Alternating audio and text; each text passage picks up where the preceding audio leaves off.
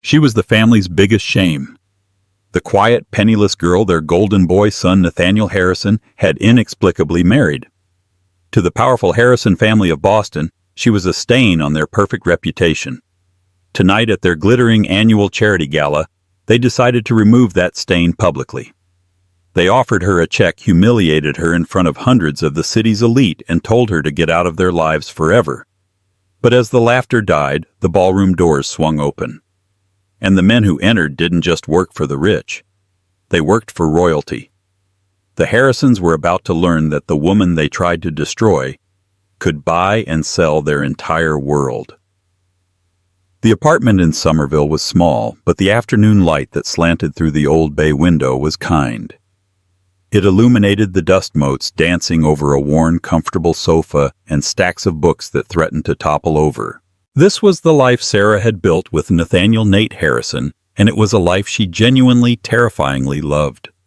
It was a life built on a lie she told herself was necessary, a shield against a world that had never allowed her to be just Sarah.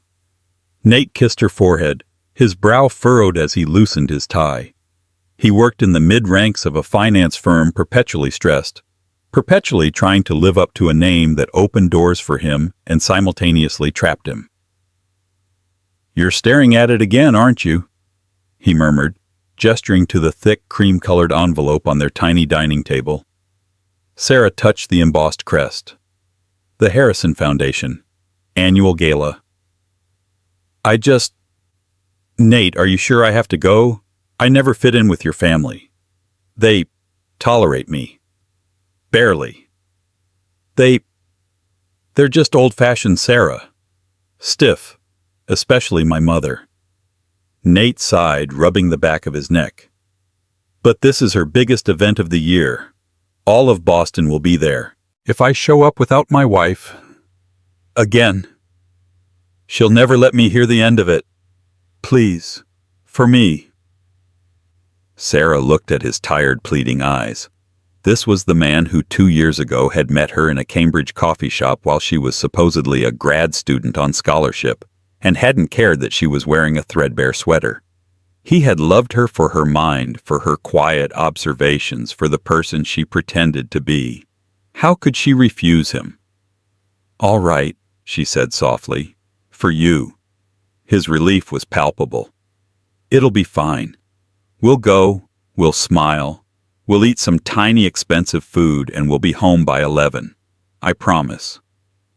But Sarah knew Nate's promises were often casualties of his mother's ambitions. Later that night, long after Nate was asleep, Sarah sat on their fire escape, the Boston skyline, a glittering cold promise in the distance. Her phone buzzed. The caller ID was a string of encrypted numbers. She answered, her voice changing subtly, losing its soft American inflection. "Oui, Valerius," she said, her French perfect, clipped and aristocratic. "Votre Altesse." The voice on the other end was deep and formal. "The security protocols for the gala, they are lax. It is a civilian event. I am uncomfortable with this. I will be with Nathaniel." "Sarah, no Serafina," replied, gazing at the stars. "My cover is my protection. No one looks twice at the poor student. It is the perfect disguise." A disguise that has gone on for 2 years. Valerius pressed, his concern evident. "Your father, the prince, is impatient. Silveria needs you. This normal life is a dangerous game." "It is my game, Captain," she said, a flash of steel in her voice. "I will be fine. I am attending as Sarah Harrison, the unwanted daughter-in-law. Trust me, Valerius, I will be the most invisible person in the room." "As you wish, Your Highness, but my team will be in position. En attente." The line clicked dead. Serafina closed her eyes. She had wanted to know if a man could love her without the weight of her crown. She had found one. But now to keep him, she had to walk into the one place she had avoided at all costs, the heart of Genevieve Harrison's empire. She thought of the dress hanging in her closet. She'd had it sent from one of her accounts in Zurich. It was simple charcoal gray, almost severe in its cut. No labels. It was a bespoke piece by a designer whose name was only whispered in the most exclusive circles. Its simplicity she knew would be mistaken for poverty by the Harrisons. They, with their love for loud, obvious brands, wouldn't understand. They wouldn't see the hand-stitching, the perfect drape of the billion-dollar fabric. They would see exactly what she wanted them to see: Sarah, the girl who wasn't good enough. And tonight, she had a dreadful feeling they were going to make sure she knew it. The drive to Beacon Hill was a journey between worlds. They left their cramped brick and vinyl Somerville neighborhood and crossed the Charles River.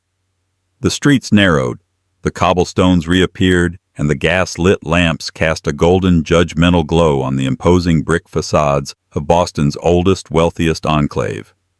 The Harrison townhouse was a fortress of old money, a four-story testament to their perceived place in the world. Tonight it was lit up like a jewel box, valets in crimson jackets hustling to open the doors of Bentleys and black Mercedes. Nate, sensing Sarah's tension, squeezed her hand. Deep breaths. Remember the plan, smile, nod, and find the champagne. The moment they stepped inside, the warmth and noise of the party hit them. A string quartet played Vivaldi in the grand foyer. The air was thick with the scent of expensive perfume and hothouse lilies, and standing at the top of the marble staircase greeting her guests was the matriarch herself. Genevieve Harrison was a woman sculpted from ice. She was tall, rail-thin, and wore a shimmering emerald-green gown that seemed to advertise its own cost. Her silver blonde hair was pulled back in a chignon so tight it looked painful. Her eyes, the same blue as Nate's but lacking all their warmth, scanned the room like a predator. They spotted Nate and Sarah. Her smile, which had been bright for the senator in front of them, tightened by a fraction. "Nathaniel, you're late," she said, her voice a low, cultured blade. She offered him a cheek, which he kissed dutifully. Then her eyes landed on Sarah. She looked her up and down, a slow, deliberate appraisal that made Sarah feel like an insect. "Sarah," Genevieve said, the name sounding like an unpleasant taste. "How simple you look. That color is very functional." Sarah inclined her head. "Mrs. Harrison, thank you for having me. Your home is beautiful." "Yes, it is," Genevieve replied, already turning to the next guest. "Do try to stay out of the staff's way, dear. They're very busy." Nate's sister Chloe descended on them next. Chloe was a younger, louder version of her mother. "Natey, you came and you brought her." She gave Sarah a dazzling fake smile. "Sarah, darling, that dress, is that from that little boutique in Cambridge, the one that sells recycled fabrics? It's so brave of you to be sustainable at an event like this, truly." "It's just a dress, Chloe," Nate said, his face flushing. "Oh, I know." Chloe giggled, linking her arm through her brother's. "Now you must come and see Father. He's talking to Mr. Peterson about the new venture. You know, the sovereign wealth fund deal, it's massive. Billions. It's going to make us the most powerful family in New England." She physically pulled Nate away, leaving Sarah standing alone at the edge of the grand ballroom. This was the part she hated, the isolation. She was an anchor tied to Nate, dragging down his social mobility. To them she was a mistake, a low-class entanglement he was too weak to sever.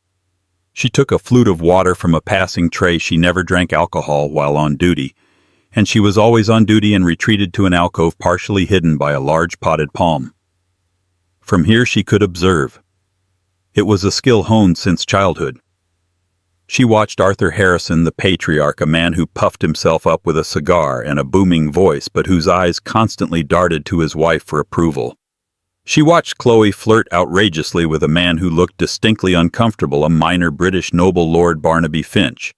And she watched Genevieve. The woman was holding court, every politician, every banker, every old money heiress paying their respects.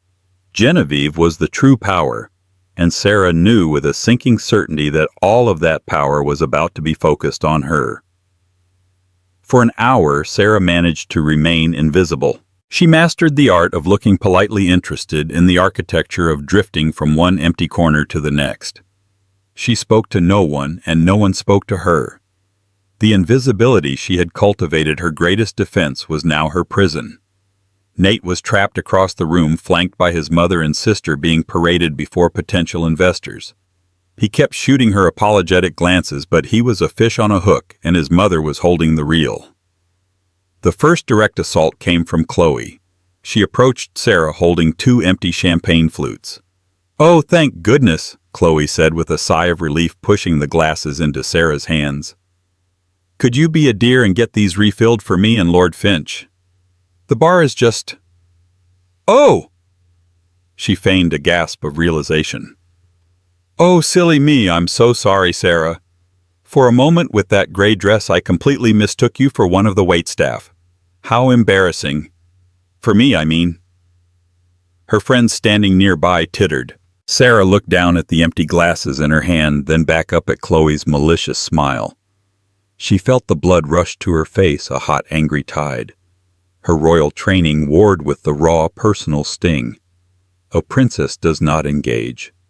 A princess rises above. "That's quite all right, Chloe," Sarah said, her voice miraculously steady. She placed the glasses on the tray of a passing waiter. "It must be difficult to tell people apart when you're only looking at their labels." Chloe's smile faltered, not expecting a retort. Before she could reply, her fiancé, Lord Barnaby Finch, walked up. "Chloe, darling, what's the holdup?" he said. Then he noticed Sarah. He stopped. He stared. Not with the dismissal she was used to, but with a look of intense, confused recognition.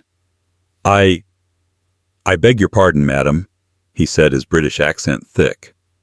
"Have we met, perhaps, at the London summit last year? Or— No, it couldn't be." Sarah's heart hammered. This was the complication she had feared. A minor noble like Finch would have been at state events. He might have seen her.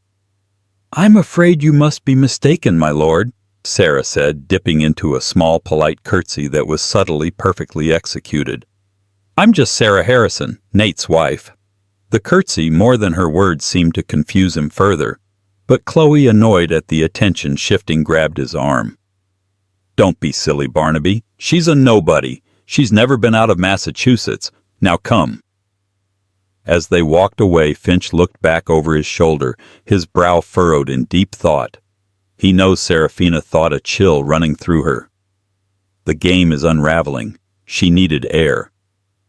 She slipped through a set of French doors onto the stone terrace overlooking the manicured moonlit garden. The cold November air was a relief. "I was wondering when you'd try to escape." Sarah turned.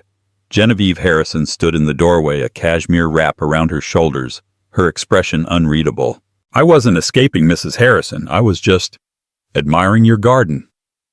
"Please, Sarah, let's not play games," Genevieve said, walking onto the terrace. She stood beside Sarah but stared out at the city lights. "You are an intelligent girl. I'll give you that. You saw my son, a kind, weak-willed boy with a famous last name, and you latched onto him. That's not true. I love Nate. Love." Genevieve scoffed a short, ugly sound.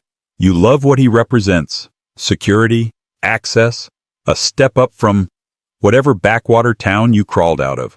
I've seen your records, Sarah. A scholarship student from rural Maine, no family to speak of, parents deceased. You are a classic textbook gold digger." "You have no right," Sarah said, her voice low and shaking. "I have every right," Genevieve snapped, turning to face her. The cold moonlight hit her face, making her look like a marble statue. "This is my family, my legacy, and you are a dilution of it. You are a weight on my son. He could be marrying into the Cabot or the Lodge families. He could be cementing our new deal with the Silverian Sovereign Fund, a deal that will make us legends. Instead, he is tied to you." She reached into her small beaded clutch and pulled out a checkbook and a slim gold pen. "I am tired of this, Sarah. I want you gone. Tonight." She began to write, the scratching of the pen and obscenity in the quiet. "I am going to write you a check for $50,000. You will take it, you will walk out of that door, and you will never see my son again. You will file for divorce, and you will disappear." She tore the check out and held it out. Sarah stared at the slip of paper. $50,000. It was an insult. Her watch hidden under the cuff of her simple dress was worth 10 times that. She looked Genevieve square in the eye. "I am not for sale, Mrs. Harrison." Genevieve's eyes narrowed into slits. "Every girl like you has a price." "Fine. 100,000. That's my final offer. Take it or I will make your life and Nate's a living hell. I will have him fired. I will cut him off from the family trust. I will ruin you both. Do not test me, child." "Mrs. Harrison," Sarah said, her voice dropping to an icy calm that she hadn't used since she'd left Silveria. "You are making a truly monumental mistake." "The only mistake," Genevieve hissed, "was my son's." She grabbed Sarah's wrist, her fingers biting in like talons. "You will take this." "Let go of me," Sarah warned, her body tense. "You ungrateful little—" "Mom, what the hell are you doing?" Nate stood in the doorway, his face pale with horror. He had seen it. He had seen his mother try to buy off his wife. Genevieve dropped Sarah's arm as if it were on fire. Her face for a split second flashed with panic before rearranging itself into a mask of cold fury. "Nathaniel!" she said, her voice trembling with rage. "You will come inside. Right now." "No," Nate said, walking onto the terrace and pulling Sarah behind him. "What did you do? What did you say to her?" "I am saving this family," Genevieve shrieked, losing her composure. "From her, this parasite." The argument was escalating, and guests were beginning to turn and look through the French doors. The string quartet faltered. Genevieve saw her audience. She saw her impending social humiliation. And in that moment, she made a tactical decision. She decided to burn the village to save her castle. She turned from them, sweeping back into the ballroom. She walked straight to the small stage, snatched the microphone from the quartet leader, and tapped it. The feedback screeched, silencing the entire 300-person crowd. "May I have your attention, please?" Genevieve called out, her voice amplified, brittle as glass. Nate and Sarah followed, horrified, caught in the doorway. They were trapped. "This is not good," Sarah whispered, her hand instinctively going to her side where a weapon would normally be. "Mom." "No," Nate breathed. "As many of you know." Genevieve said, her smile wide and terrifying. "My family's greatest passion is philanthropy. We give to the arts, to education, and to those less fortunate." She locked eyes with Sarah, who was now the unwilling center of attention for all of Boston's elite. "Tonight we have a very special, very personal charity case. My son Nathaniel, in his great youthful idealism, has taken an interest in a young woman, a girl from truly unfortunate circumstances." The crowd murmured. People shifted, confused, sensing the blood in the water. Chloe was smiling, a look of vindictive triumph on her face. Arthur looked ashen. "My son married this girl Sarah, believing he could save her," Genevieve continued, her voice dripping with false pity. "But some things, alas, cannot be fixed. We have tried to welcome her. We have tried to educate her, but it is simply not working. She does not belong. She was going to do it. She was going to publicly destroy her." "And so," Genevieve said, raising the check high for all to see, "we are making one final grand gesture of charity, a scholarship, if you will, a fund, to help this young woman get back on her feet, back in her own world far from ours. To let her go and to free my son." She walked off the stage through the stunned, parting crowd and stopped directly in front of Sarah. The entire ballroom was silent. She held out the check. "Take it, Sarah. $100,000. It's more money than your entire family has ever seen. Go build a new life for yourself, and leave my family and my son alone." It was a public execution. Sarah stood frozen, the focus of hundreds of pitying, scornful, and shocked stares. She could feel Nate trembling beside her, paralyzed, speechless. He opened his mouth, but only a choked sound came out. He was broken. Sarah looked at the check. She looked at Genevieve's triumphant, hateful face. She looked at the crowd. And then she felt it. The familiar cold calm of command. The Sarah persona evaporated, burned away by the sheer calculated cruelty of the act. Her spine straightened. Her chin lifted. The poor student was gone. She was about to speak. She was about to end this. But she didn't have to. Because at that exact moment, the grand oaken front doors of the Harrison townhouse burst open, slamming against the foyer walls with a sound like a thunderclap. The music stopped. Every head turned. And into the sudden shocked silence walked 4 men. The 4 men who entered were not dressed for a party. They wore dark, impeccably tailored suits that spoke of function, not fashion. They moved with a predatory, synchronized grace that silenced the room more effectively than Genevieve's microphone. They were not Boston security. They were something else. 2 fanned out, their hands clasped in front of them, their eyes scanning the crowd with a chilling professional detachment. They were a perimeter.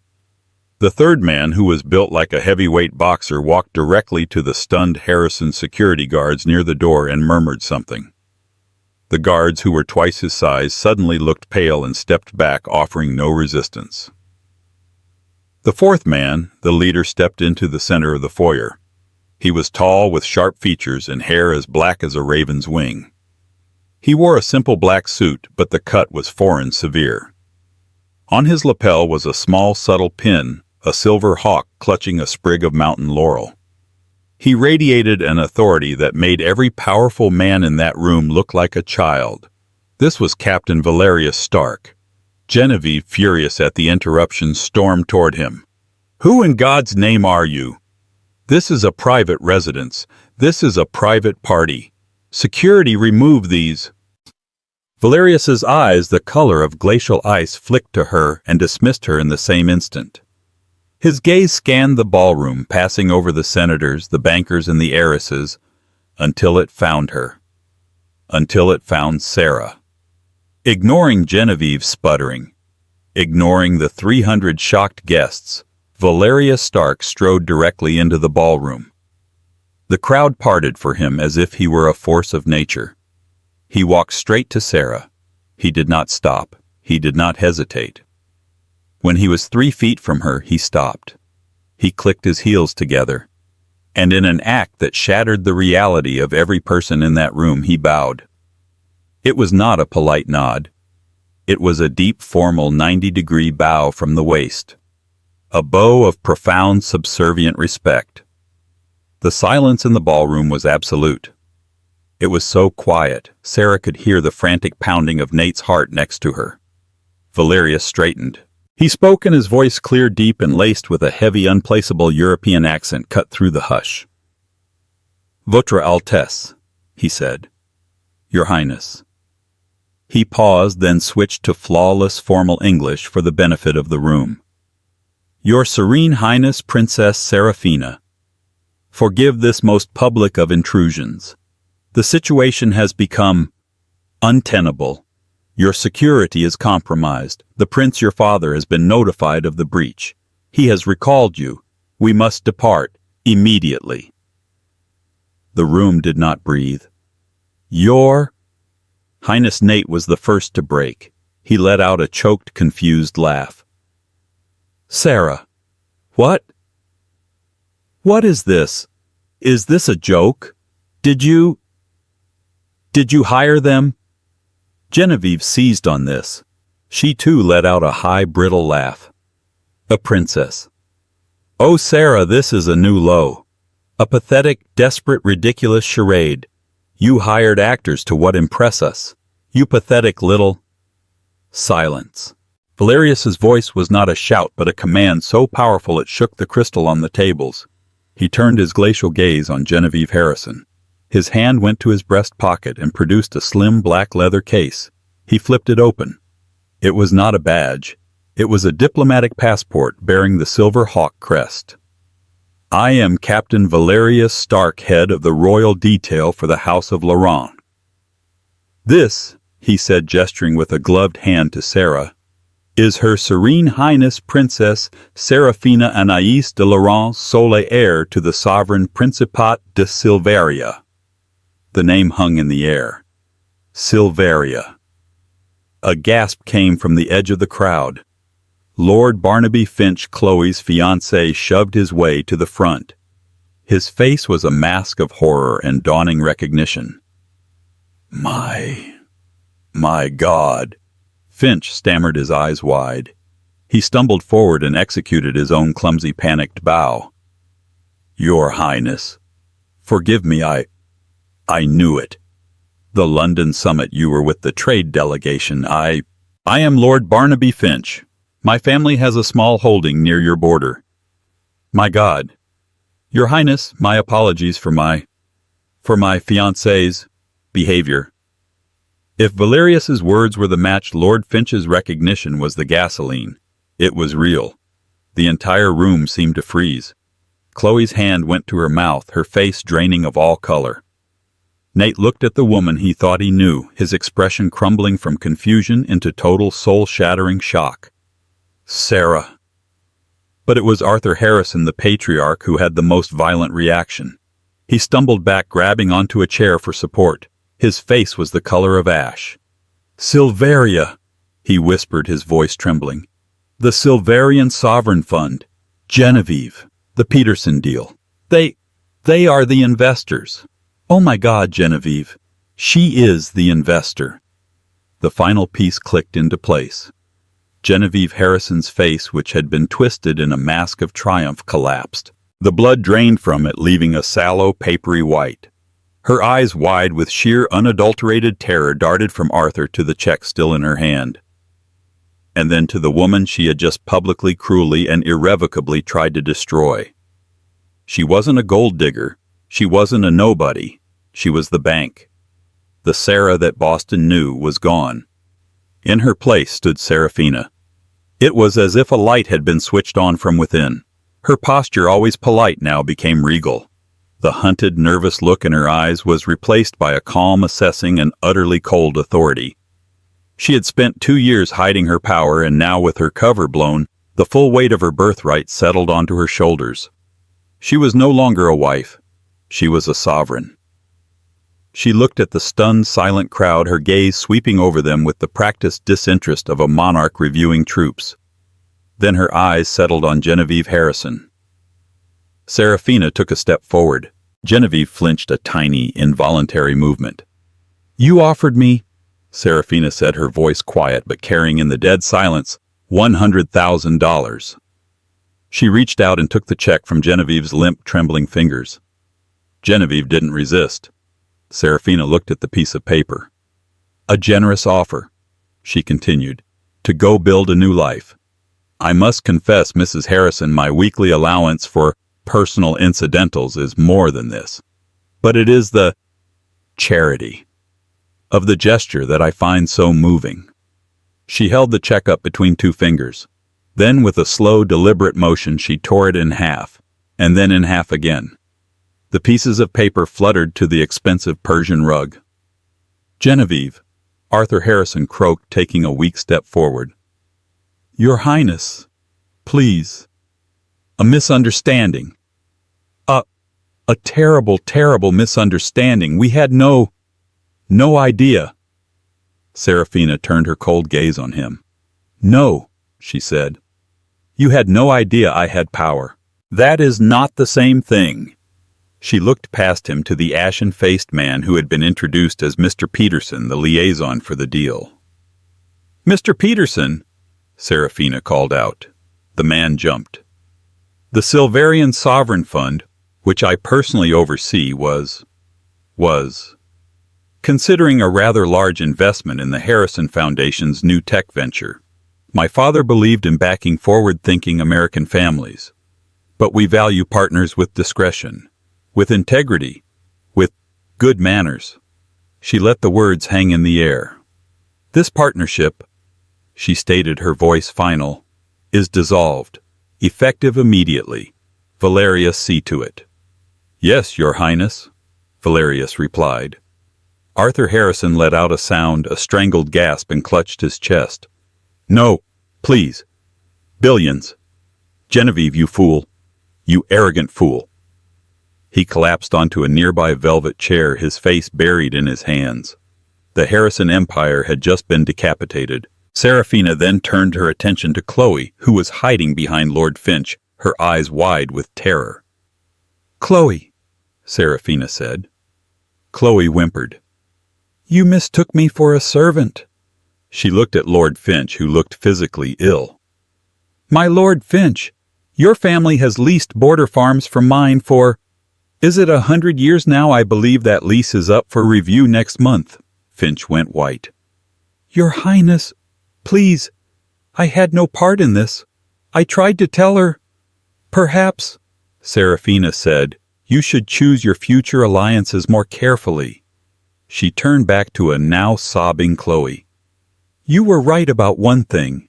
This dress is sustainable.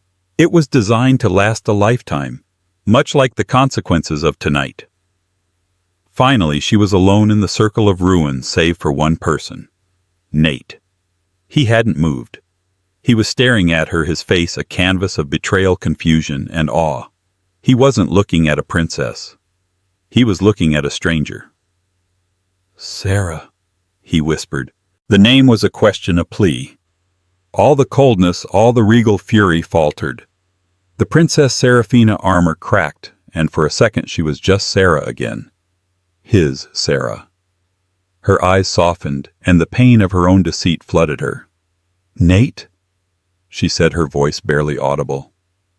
"Why?" he choked out. "Our life, our apartment, the student loans you said you had, the part-time job at the library, all of it. It was all a lie." "No," she said, taking a step toward him. Valerius tensed, but she held up a hand. "The life was real. The love was real, Nate. That was the one true thing." "A lie of omission is still a lie," he shouted, and the room flinched. You let me worry about rent. You let me bring you here to be eaten alive, when you could have, this." He gestured wildly to Valerius, to the power that crackled in the air. "I didn't want this," she cried, the tears she'd held back finally stinging her eyes. "I wanted you. I wanted a life where I was just Sarah, where a man loved me, not for my title, not for my money. I wanted to be normal. I just wanted to be loved. And you thought I wouldn't. You thought I was as shallow as them," he demanded, pointing at his cowering family. I didn't know," she whispered, the truth hitting her. "And I was too afraid to find out. I was a coward. And I am so sorry, Nathaniel." She used his full name. It felt like a eulogy for their marriage. The silence that followed was heavy, broken only by Genevieve's quiet, gasping sobs. Serafina looked at the man she loved, and then at the family that had tried to destroy her. She looked at the ruins of their lives, and she felt nothing but a vast, cold emptiness. The game was over. "Valerius," she said, her voice hardening once more as she pulled the mask of the princess back into place. "We are leaving." "Your Highness." He nodded, gesturing to his men. They formed a perimeter around her, a moving wall of black suits. They began to walk. The crowd parted, a sea of shocked, fearful faces. Serafina walked past Genevieve, who was now on her knees, her emerald dress pooled around her. She walked past Arthur, who seemed to have aged 20 years. She walked past Chloe, who was weeping in Lord Finch's arms. She got to the doorway of the ballroom. "Serafina, wait." Nate's voice. She stopped, but she did not turn around. She couldn't. If she saw his face, she would break. "Don't go," he pleaded, his voice cracking. "Please, I don't care about this. I don't care about the title or the country. I care about you, the woman I married. Sarah. My Sarah." She stood poised in the doorway, her back to him. She was faced with an impossible choice: the life she had run from or the man she had run to. "The woman you married," she said, her voice hollow, "was a ghost. She never really existed." "I don't believe that," he cried, taking a step after her. Serafina paused. She looked at Valerius. She looked at the long marble hallway leading to the open front door and to the black armor-plated sedan waiting for her. Her life. Her duty. She turned her head just enough to see him over her shoulder. Her eyes were filled with tears. "If you truly love me, Nate," she said, "and not the ghost, you will know where to find me. But you must understand, if you come, you are not just choosing me. You are choosing my world. And you will be leaving all of this behind. Forever. Make your choice." Before he could answer, she turned and walked away. Valerius and his team followed their footsteps echoing on the marble. The grand doors closed behind them with a soft final thud, leaving Nathaniel Harrison standing alone in the middle of his family's ruined legacy, the silent, staring crowd his only witness. The heavy oak doors of the Harrison townhouse clicked shut, sealing the ballroom in a suffocating tomb-like silence. The air, which moments before had crackled with royal authority, was now thick with the stench of social and financial death. For a full 30 seconds, nobody moved. The only sound was the high, thin whimpering of Chloe Harrison. Then the whispers began. They started at the edges of the room, a murmur, a stifled gasp. People who had come to kiss Genevieve Harrison's ring were now staring at her as if she were a corpse. They were not pitying, they were calculating. They were mentally severing ties, canceling lunch dates, and unwinding business connections. In this world, power was everything, and the Harrisons had just been publicly, spectacularly neutered. People began to leave. There was no "thank you for a lovely evening," no polite goodbyes. They simply evaporated. They collected their coats in a silent, grim procession, avoiding eye contact with the ruined family. The senator, who had been laughing with Arthur an hour earlier, practically ran for the door. Mr. Peterson, the deal liaison, was already on his phone, his face grim, presumably informing his superiors that the Silverian deal was not just dead, but toxic. Lord Barnaby Finch untangled himself from Chloe. I need some air," he stammered, his face clammy. "Barnaby, darling." Chloe sniffled, reaching for him. "Don't leave me. I must check on my holdings," he said, which was a clear lie.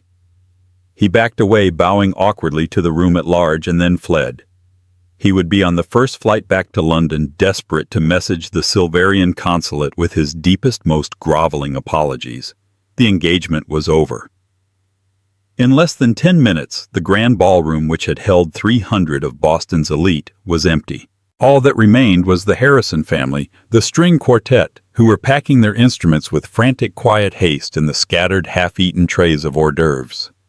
Nate stood alone in the center of the room. He was staring at the front door where his wife, the princess, had disappeared. He looked down at his hands, then at the torn pieces of the check on the floor. He was in shock, suspended between two impossible realities. "Billions," Arthur Harrison whispered from his chair. He was rocking back and forth, his eyes vacant. "Billions. Gone. Everything I built. Everything. Gone." Genevieve finally pushed herself up from the floor. Her perfect chignon had come loose, and a strand of silver blonde hair fell across her face, but she didn't seem to notice. Her emerald dress was creased. She looked old. She walked on unsteady legs to Nate.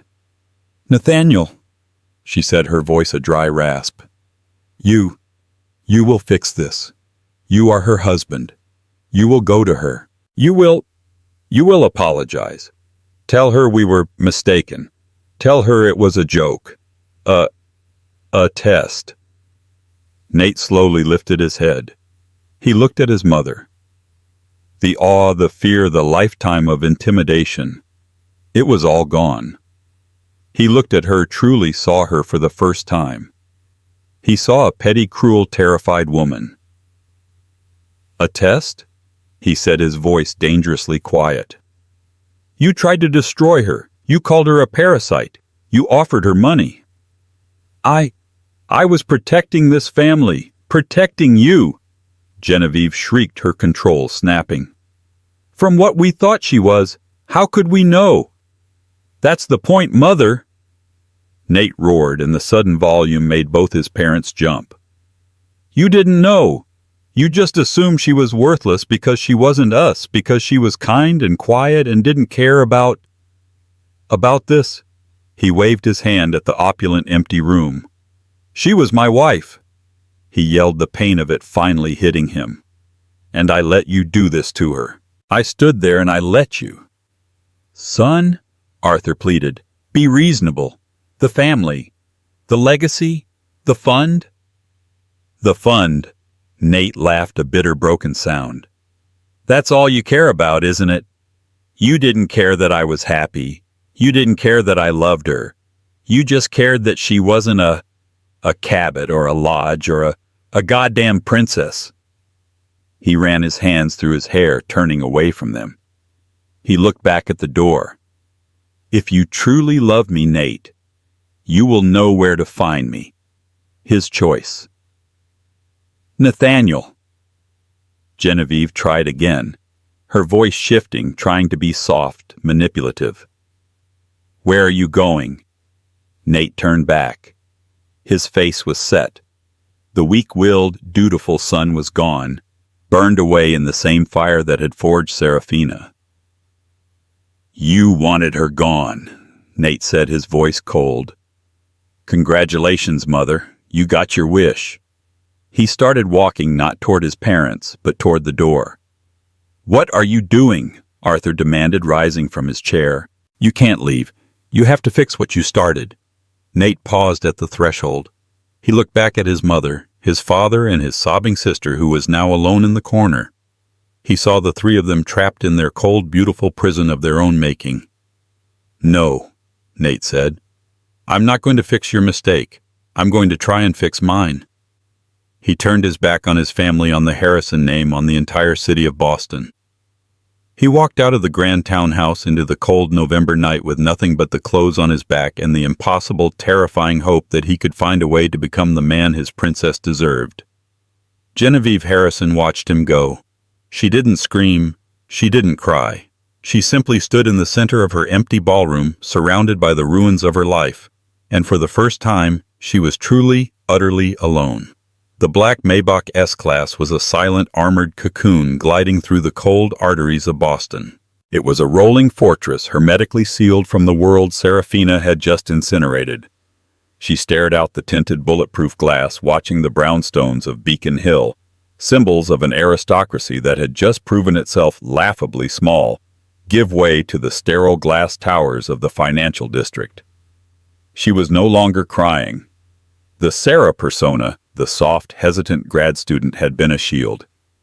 But the reveal, the raw public cruelty, had shattered it, and the woman left in its place was the one she had been trained to be since birth, Serafina. Composed, controlled, cold. But underneath that glacial composure, she was in agony. It was a cold, sharp grief. She had not just lost her cover, she had lost the only life that had ever felt real. And she had lost the only man she had ever truly loved. "The plane is being fueled at a private terminal at Logan, Your Highness," Valerius Stark said from the seat opposite her. His voice was a quiet, formal rumble, a stark contrast to the chaos they had just left. "We have a diplomatic flight plan filed with the tower. We will be in the air within the hour. Your father is agitated." "He is always agitated," Serafina replied, her voice flat, emotionless. She was looking at her left hand, turning the simple, thin gold band Nate had slid on her finger at City Hall. It had been a sunny, simple Tuesday. He'd been wearing a rumpled suit. She'd worn a $5 cotton dress. It was the happiest day of her life. Now the ring looked small, like a child's toy, hopelessly out of place. "You did well, Your Highness," Valerius said, his icy eyes softening for a bare moment. "You endured an unspeakable insult." "Did I?" She murmured, her gaze fixed on the flashing city lights. "I failed. I failed to maintain my cover. I failed to protect him from my life. And I failed to protect him from his own family." "You did not fail," Valerius corrected, his voice hardening. "They forced your hand. My orders were to extract you if your cover was compromised. But what I witnessed? That was not a simple breach. That was a public deliberate attack. They treated you like chattel. It was unbecoming. His gloved hand clenched. My orders were to extract you. My desire, he added the word laced with a chilling precision, was to level that house. They are leveled, Valerius. Their own hubris did what no army could, she replied. She finally leaned her head back against the cool, impossibly smooth leather. He hates me. It was a whisper, a confession. He does not hate you, Your Highness. He is in shock. He is a civilian, Valerius reasoned as if explaining a foreign species. He cannot process the layers of this. The man he believed he married is not you. But she is. Serafina insisted, a single hot tear finally escaping, tracing a path down her cheek. She was the only part of me that was real. Sarah wasn't the lie, Valerius. Princess Serafina is. She's the performance. And tonight, I just locked Sarah in a box and threw away the key. He saw it. He saw me become this. And he looked at me like I was a monster. Valerius said nothing. There was no protocol for this. They drove in silence, the car sweeping past the main terminals and onto the restricted tarmac of a private airfield. The change was immediate. The cold November wind was a physical force howling across the open concrete. And there, lit up like a silver spear, sat the jet. A Gulfstream G700, sleek and white, its engines already whining a high-pitched, impatient sound. The Silverian crest, the silver hawk clutching mountain laurel, was painted discreetly on the tail. This was it, the gilded cage with its wings already spread, waiting to fly her back to a life of crushing, lonely duty. Valerius opened the car door. The cold air and the smell of jet fuel hit her instantly, a familiar, unwelcome perfume from her childhood. The sound of the engines was a shriek, a sound she associated with leaving. Leaving state dinners, leaving tense negotiations, leaving places she never wanted to be. She stepped out. Her simple gray poverty dress whipped around her legs. Valerius and his two men flanked her, a moving wall of black suits. She walked one step at a time toward the waiting stairs. Each step felt like it was weighted with lead. This is it. It's over. I tried to have both. I lost. She had reached the bottom step of the air stair. She could feel the warm, conditioned air from the cabin. She put one foot on the first step. Stop, Sarah, wait! A sound, a terrible screech of tires, ripped through the whine of the engines. A yellow taxi, its brakes smoking, fishtailed to a halt 50 yards away, right on the edge of the tarmac. Threat! Valerius roared. In a split second he had shoved Serafina behind him, and all three of his men had drawn their sidearms, aiming with lethal two-handed stances at the cab. Airport security, alerted by the breach, raised their own weapons. Driver, step out of the vehicle, hands where we can see them! A guard shouted. The cab door flew open, and Nate tumbled out. He was a wreck. His tuxedo jacket was gone. His bow tie was ripped off, his collar open. He had clearly run his chest, heaving, his face pale and desperate. Nate! Serafina screamed. Hold your fire! Valerius bellowed, recognizing him. He spun, his face a mask of fury and confusion. Mr. Harrison, you are on a restricted airfield. You are endangering yourself and Her Highness. Nate ignored him. His eyes locked only on her. He started running, stumbling across the tarmac. Serafina, I don't care, just wait! Valerius and his men stepped in front of Serafina, a human wall. That is far enough, Mr. Harrison. This is a diplomatic matter. Let him speak, Serafina ordered, shoving past Valerius's unmovable arm. Let him speak. Nate staggered to a halt 10 feet away, blocked by the guards, his breath pluming in the cold. He was trapped between the armed men and the screaming jet, a man from one world standing on the threshold of another. Don't go, he panted, his voice raw. Nate, I have to, she said, her heart breaking, the tears now streaming, freezing on her face. This is my life, my duty. You saw what comes with it. You saw what I am. No, he shouted over the wind. I saw what they are. I was a coward, Sarah. You know my whole life I've been afraid of them. Afraid of my mother. Afraid of not being good enough for the Harrison name. Tonight, I stood there. I let my mother. I was weak. I was paralyzed. He ran a hand through his hair, his eyes red-rimmed but fiercely alive. And I was afraid of losing that. He gestured back toward the distant city lights. The money, the name, the legacy. But in that ballroom, when I saw them, and then I saw you, what you became. He shook his head, a small awestruck laugh escaping him. It was terrifying, and it was incredible. I realized, they are the ghosts, Serafina. They are the empty ones. Their whole world is the lie. He took another braver step. Valerius's hand went to his weapon, but he didn't draw.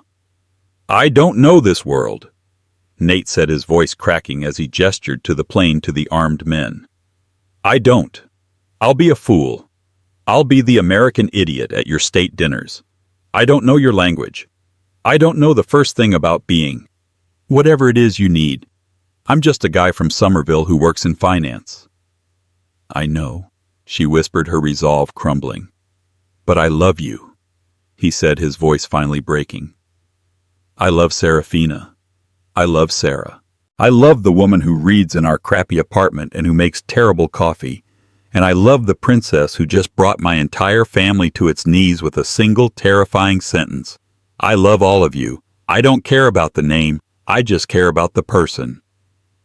He stopped, standing directly in front of her, the guards a silent, tense barrier between them. You told me to make a choice, he said, his voice now strong, final. I choose you. I am done with them. I am done with that life. I choose you. If you'll still have me. If you can forgive me for being a fool. For not seeing you. Serafina looked at his face, this man she had loved in secret. This man who had just thrown away his entire life, his fortune, his family, all for her. For the real her. He hadn't run from the power. He had run toward her. The dam of her royal composure, of years of training, of a lifetime of loneliness, finally broke. You idiot! She sobbed, a small choked laugh escaping. She surged forward, pushing through Valerius's arm, and crashed into his chest. You absolute wonderful idiot! You have no idea what you're getting into. As long as I'm getting into it with you, he murmured, his arms wrapping around her, holding her so tightly she could barely breathe. And he kissed her. It was not a fairy tale kiss. It was desperate and messy and cold from the wind, and it tasted of salt from her tears and jet fuel from the air. It was a promise. It was a pact. It was the sealing of a new, terrifying, and utterly uncertain future. Valerius Stark watched them. He stood rigid for a long moment. Then he let out a long, slow breath. He turned his back to them, giving them a moment of privacy, and tapped his earpiece. His voice was clipped, formal. Captain Stark here.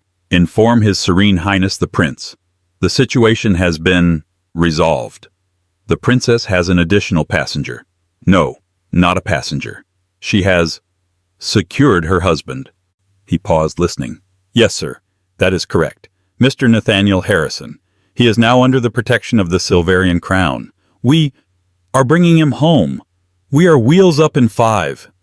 He cut the connection and turned back. Serafina and Nate had broken apart but were clinging to each other's hands. Valerius permitted himself the smallest, rarest of smiles. The mission, it seemed, had just changed, dramatically. Serafina, her eyes shining, looked at Nate. She was still a princess. He was still a civilian. But they were for the first time on the same side. Are you ready? She asked. Nate looked at the massive alien jet, then back at her. He took a deep breath. No, not even a little, but I'm with you. Then, she said, squeezing his hand, that's all that matters. Hand in hand, the Princess of Silveria and the exiled son of Boston turned their backs on the city. Together they climbed the stairs into the light, leaving the ruins of the Harrison family and the ghost of Sarah far behind. The heavy door sealed shut behind them, and the engines roared to life. The ballroom doors closed, but Nate and Serafina's story was just beginning. They left the lies and the cruelty behind, but can a love born in secret survive in the full glare of a royal court? What happens when Nate from Boston is dropped into a world of politics, power, and a royal father-in-law who never wanted him? The Harrisons paid the price for their arrogance, a lesson in underestimating the quiet ones. It's a reminder that true power doesn't always scream. Sometimes it sits quietly in the corner waiting. If you love this story of shocking reveals and just desserts, please hit that like button. It truly helps the channel. Share this video with someone who loves a good revenge story, and don't forget to subscribe and ring the bell. We post new dramatic stories every week, and you won't want to miss what happens next. Thank you for listening.